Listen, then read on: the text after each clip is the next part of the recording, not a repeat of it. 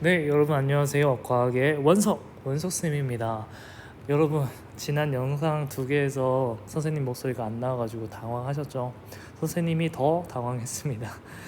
열심히 녹음을 했는데 이게 음성이 안 들어갔네요. 작년에는 선생님이 줌으로 녹화를 했었는데 이번에는 아이패드로 여기 애플의 기능에 있는 그냥 화면 녹화로 하고 있는데 어, 태블릿이 꺼졌을 때 이 마이크를 켜놨던 그 설정이 초기화되는 줄 몰랐어요. 초기화가 돼가지고 선생님 목소리가 안 들어갔었네요. 선생님도 이걸 다시 찍게 될 줄 몰랐는데 빠르게 한번 다시 배워보고 여러분 오늘까지 선생님이 다 모든 내용 요점 정리해서 올려보도록 하겠습니다. 바로 가볼게요. 우리 생태계부터 가보겠습니다. 생태계라는 것은 우리 여태까지 배웠던 시스템 중에 하나다. 우리 시스템, 역학적 시스템, 지구 시스템, 생명 시스템 다양하게 배웠었잖아요. 이 시스템이라는 정의는 그것을 구성하고 있는 요소들 간에 서로 상호작용함으로써 안정된 체계를 이룬다라는 것이었어요. 이 구성 요소들 무엇이 있는지, 그리고 또 얘네가 어떻게 상호작용하면서 안정된 체계를 이루는지, 그거 두 가지가 가장 중요한 겁니다. 먼저 구성 요소를 볼게요. 생태계의 구성 요소는 이거 두 가지예요. 크게 봤을 때 생물적 요인과 비생물적 요인으로 나뉘게 됩니다. 생물적 요인은 말 그대로 생물이고, 얘네들은 또 역할에 따라서 생산자, 소비자, 분해자로 나뉘게 돼요.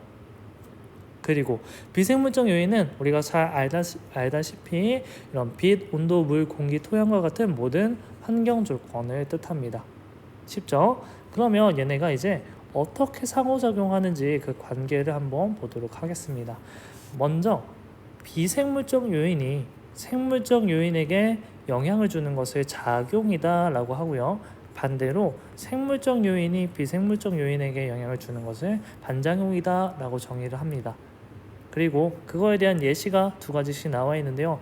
우리 프린트에도 더 많은 예시가 있지만 여기 있는 예시들은 꼭 기억하고 얘가 어떤 게 작용의 예시인지 어떤 게 반작용의 예시인지 꼭 판단하면서 우리 확인하면 더 좋을 것 같아요. 자, 넘어가겠습니다. 다음 생태 피라미드. 자, 생태계에는 다양한 생물들이 있는데 그 생물들을 이제 개체 수, 얘네가 몇 마리 있는지, 몇 그루 있는지, 그리고 생물량, 이거는 단위 면적당 중량을 뜻합니다. 중량. 우리 시흥시 내에 있는 소나무 그루는 몇 그램이 있는지, 또 시흥시 내에 있는 고양이는 몇 킬로그램이 있는지, 그런 중량을 뜻하는 것이고, 에너지양은 이제 영양 단계별로 상위 영양 단계 갈수록 에너지가 줄어든다 했었는데, 그 에너지의 흐름 단편적으로 간다 했었죠. 한 방향으로 간다 했었어요. 거기서 말하는 그 에너지를 뜻하는 겁니다. 알겠죠? 이 개체수 생물량 에너지양을 하위 영양 단계에서부터 상위 영양 단계까지 정리를 하다 보면 피라미드 모양을 이루게 된다. 그것이 생태 피라미드예요. 여기 밑에 나와 있습니다. 이게 생태 피라미드입니다. 생산자가 가장 많고 그 위에 소비자, 그 위에 2차 소비자, 3차 소비자, 이런 식으로 가겠죠. 이 생태계 평형에 대한 특징 몇 가지를 볼게요. 첫 번째로 먹이 그물이 복잡할수록 생태계 평형이 더 잘 유지가 된다. 우리 작년에도 배웠었는데 먹이 사슬 같이 되게 간단한 구조를 가지게 되고 있다면 여기 중간 영양 단계가 멸종이 됐을 때 그 상위 영양 단계에 있는 생물들도 멸종되기 쉽다라고 했었어요. 그런데 얘네가 조금 더 복잡한 관계를 가져서 좀 더 복잡한 관계를 가진다면 얘네가 이제 중간 단계에 있는 애가 멸종할지어도 다른 먹이가 있기 때문에 상위 영양 단계가 바로 멸종하지 않고 이 생태계를 유지할 수 있다, 이런 얘기를 했었습니다. 자, 그리고 이거 볼게요. 한 개체군의 수가 변하면 그와 먹이 관계로 연결된 다른 개체군의 수도 연쇄적으로 변한다. 그 밑에 것도 읽어보겠습니다. 환경이 변해 일시적으로 생태계 평형이 깨지더라도 시간이 지나면 평형을 다시 회복한다. 오케이. 자, 이 세 가지 밑에 그림에서 한 번에 다 볼 수 있거든요. 한번 볼게요. 우리 평형 상태를 가지고 있는 생태계에서 갑자기 1차 소비자가 일시적으로 증가했습니다. 이것은 일시적으로 파괴가 일어난 거예요. 그랬을 때 변화를 한 단계 한 단계씩 보도록 할게요. 1차 소비자가 증가했으니 1차 소비자인 먹이인 그 생산자는 여기 생산자는 감소하게 되고요. 반대로 1차 소비자를 먹이로 사용하는 2차 소비자 여기 상위 영양 단계에 있는 2차 소비자는 증가하게 됩니다. 오케이? 자, 그런데 이 2차 소비자가 다시 증가했으므로 여기 밑에 있는 애들을 많이 먹겠죠. 그러므로 다시 1차 소비자가 감소하게 되고 그러면 1차 소비자가 감소했네? 생산자가 다시 증가합니다. 그러면서 다시 이런 평형 상태로 회복하게 된다. 이해되죠? 지금 1차 소비자가 변했더니 그와 먹이 관계로 연결되어 있는 생산자와 2차 소비자에도 이렇게 연쇄적으로 변하게 되었고 이 먹이 구물이 복잡하게 나와 있기 때문에 이 생태계 평형이 더 잘 유지가 되고 있는 거다라고 볼 수 있습니다. 자, 넘어갈게요. 그림 설명 다 했습니다. 자, 여기서부터는 조금 여러분들이 어려워할 수 있어요. 그래가지고 뭐 바람이 어떻게 생기는지부터 그거부터 다 설명하면 좋겠지만 그렇게까지 하기에는 시간이 부족합니다. 그러니까 그냥 받아들일 필요가 있어요. 몇 가지 개념을 그냥 받아들일 필요가 있는데 우리 한 가지만 기억합시다. 우리 적도 여기 0도에서 30도 사이 내에서는 무역풍이라는 바람이 붑니다. 이것만 받아들이세요. 알겠죠? 자, 그러면 우리 엘니뇨가 무슨 현상인지 보고 평상시랑 엘니뇨일 때 이 변화들을 한번 같이 알아보도록 하겠습니다. 엘니뇨란 일단 동태평양 동쪽의 해역의 수온이 평상시보다 높아지는 현상이다. 왜 높아질까 한번 알아볼게요. 평상시부터 볼게요. 일단 0도에서 30도 사이에서는 무역풍이라는 게 불러요. 이렇게 무역풍이 북반구에서는 북동무역풍 그리고 남반구에서는 남동무역풍이 불기 때문에 이 가운데에 있는 적도 부근의 해수들은 모두 서쪽으로 여기 서쪽으로 이동하게 됩니다. 그러다 보니 여기 서쪽에는 따뜻한 해수들이 막 모이게 돼요. 따뜻한 해수들이 모였네? 얘네는 뭔가 좀 더 증발을 하게 될 것 같아. 여기서 상승기류라는 게 만들어지게 되고 상승기류인 곳에서 구름이 많이 형성이 돼요. 그러다 보니 강수량이 많아지고요. 그러다 보니 이 지역은 수변해집니다. 습해진다는 거예요. 오케이. 자, 그의 반면에 동쪽에서는 이 따뜻한 해수가 모두 서쪽으로 이동했기 때문에 그 빈자리를 아래에 있던 차가운 물들이 위로 차오르면서 이걸 채워주는 거예요. 그 과정을 용승이다 라고 하는 겁니다. 따뜻한 해수들이 서쪽으로 이동해요. 그 빈자리를 차가운 해수가 위로 올라오면서 채워준다. 용승이다.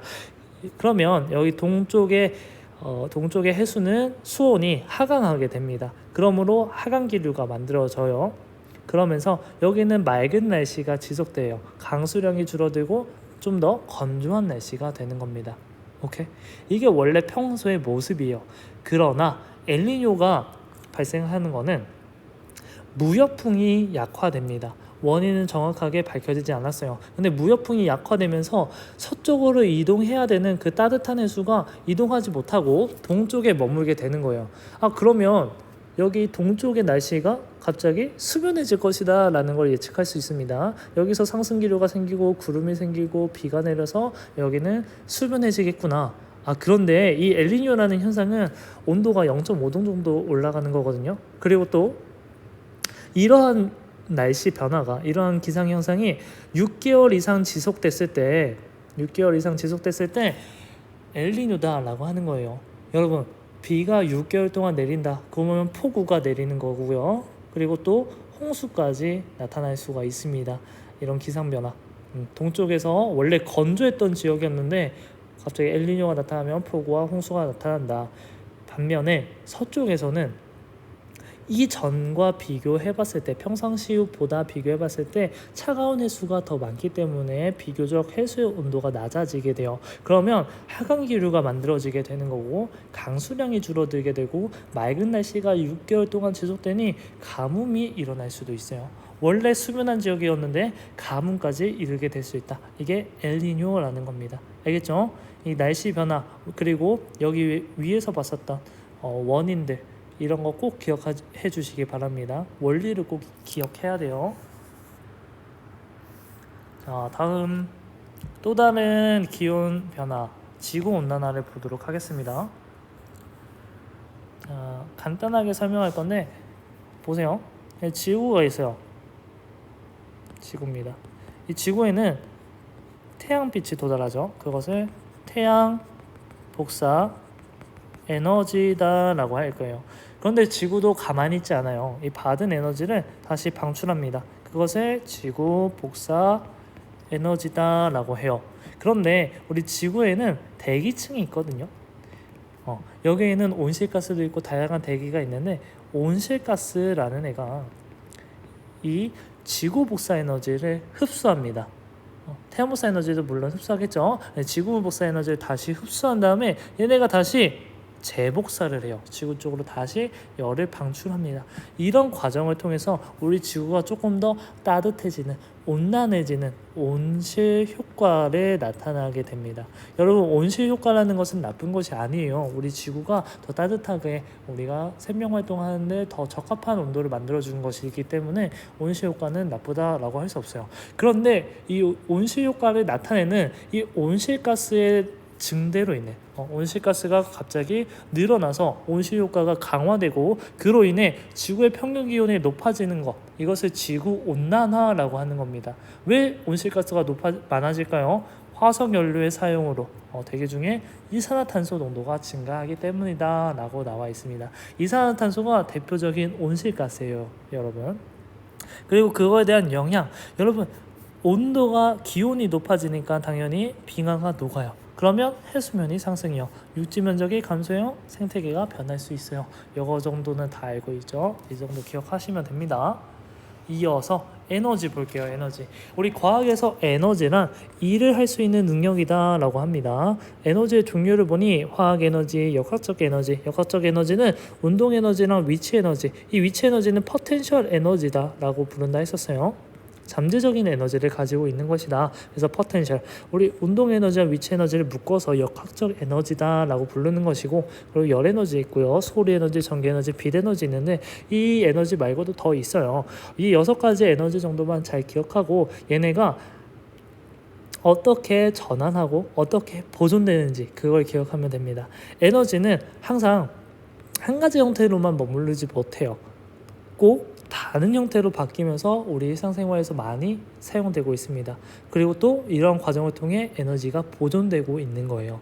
지금 몇 가지 예시만 보면 여기 볼게요. 빛 에너지가 전기 에너지로 이렇게 바뀌는 거, 우리 태양빛을 받아서 전기 에너지로 바꾸는 거의 예시로 태양전지라는 게 있는 거고요. 전등 생각해 볼게요. 전등, 우리 전기 에너지를 이용해서 빛 에너지로 바꾸는 거죠. 이런 식으로 이 그림을 예시랑 에너지를 이렇게 같이 대입을 하면서 어떻게 에너지 전환이 일어나고 있는지 한번 생각해 보면 좋을 것 같고요. 선생님이 밑에 다른 일상생활의 예시도 어느 에너지 전환에 해당되는지 한번 생각해 보라고 했어요. 여기 광합성, 선생님이 답을 알려주겠습니다. 광합성이라는 것은 또 태양의 빛 에너지가 먼저 들어오는 거죠. 이 빛 에너지로 인해서 광합성을 하게 되면 포도당을 만들게 됩니다. 우리 양분을 저장하는 거죠. 화학 에너지로 바뀌게 되는 거예요. 오케이? 이게 광합성. 전기다리미 볼게요. 전기다리미는 일단 전기 에너지를 사용하는 거죠. 이걸 뭘로 바꿔요? 열 에너지로 바꾸는 겁니다. 쉽죠? 이 정도 기억하시면 돼요. 다음, 자, 우리가 이렇게 에너지를 사용할 때 에너지를 덜 사용하면서 효율을 높여야 우리가 지구를 지킬 수 있겠죠. 그래서 열 효율에 아주 많은 관심이 있습니다. 이 열 효율 얘기할 때 항상 따라오는 애가 열기관이거든요. 이 열기관은 엔진 같은 걸 얘기하는 거예요. 연소를 통해서 열 에너지를 역학적 일로 바꾸는 장치를 열기관이라고 합니다. 그러면 열 효율은 뭘까? 열 효율은 우리가 공급해준 열이 있을 거예요. 연소를 통해서 뭔가 공급해줬어, 열을. 그러면 그 열을 이용해서 얼마만큼 우리가 일을 했는가, 그것을 나눈 비율, 그거를 열 효율이라고 합니다. 그림으로 한번 봐볼게요. 이게 열기관의 모식도인데, 이 모식도를 봤을 때 고열원, 높은 온도를 가지고 있는 데에서 공급을 해줍니다. 열량, 공급받은 열량을 Q1이라고 할 거예요. 그러면 이 받은 열을 통해서 우리가 일을 할 겁니다. 그 한 일의 양을 W라고 합니다. 오케이? 그리고 한 일의 양 이제 빼고 그 나머지는 다시 방출되잖아요. 그 방출되는 열량은 저열원으로 방출되게 되는데 이 열량을 Q2라고 표시를 합니다. 알겠죠? 자, 그러면 우리가 이런 공식을 얻을 수가 있어요. 공급받은 열량 Q1에서 일한 양 W를 빼게 되면 Q2가 나오기 때문에 이 식을 정리하면 밑에 있는 공식이 나오게 됩니다. W, 한 일의 양은 공급받은 열에서 방출되는 열량을 빼주면 된다. 오케이? 자, 그럼 열 효율은 어떻게 구할까요? 한 일의 양을 공급받은 열량으로 나눠주면 됩니다. 우리가 얼마만큼 받았는지 그리고 얼마만큼 일했는지를 알면 우리가 계산을 할 수가 있어요. 근데 문제에서는 Q1W, Q2 중에서 두 개만 주어지겠죠. 뭔가 이렇게 주어질 수도 있고 다르게 주어질 수도 있고 Q1, Q2만 줄 수도 있고 Q1W만 줄 수도 있고 WQ2만 줄 수 있고 아니면 이 중에서 하나만 주고 연료율을 줄 수도 있어요. 그러면 이거를 가지고 우리가 계산을 할 줄 알아야 됩니다. 오케이? 예를 한번 들어볼게요. Q1이 만약에 100을 우리가 줬을 때 한 일량이 20이라고 쳐봅시다. 그리고 방출된 열량은 80이라고 해볼게요. 그러면 우리 80 이거 몰라도 Q2 구할 수 있거든요. 공급받은 열이 100이었기 때문에 Q2는 공급받은 열에서 일한 양 20을 빼주면 80이다 라는 거 구할 수 있고요. 열 효율은 공급받은 열분의 이제 일한 양을 통해서 구하면 0.2라는 거 구할 수 있죠. 우리 열 효율은 항상 1보다 작은 수가 나와야 됩니다. 뭔가 계산을 했는데 1보다 큰 수가 나왔다? 그거 계산 잘못한 거예요. 다시 한 번 더 계산해 봐야 됩니다. 알겠죠? 그리고 우리 공식 바꾸는 거 한번 선생님이 설명을 안 해줬었는데 이것만 찍고 끝내도록 할게요. 우리 한 일의 양 공식 이거 있잖아요. 얘를 여기다가 대입하면 Q1-Q2가 분자로 올라가게 됩니다. 그리고 이제 분배 법칙 너도 사랑하고 나도 사랑해요. 그러면 여기 Q1분의 Q1이니까 같은 것을 나누니까 1이 나오는 거고 그 뒤에 마이너스 Q1분의 Q2가 오는 겁니다. 알겠죠? 우리 열효율 공식 이렇게도 구할 수 있고 이렇게도 구할 수 있다. 꼭 기억해 주시기 바랍니다. 이렇게까지만 하면 끝이에요, 여러분. 선생님 빨리 문제은행 풀이 영상 찍어서 올리도록 하겠습니다. 오늘은 여기까지.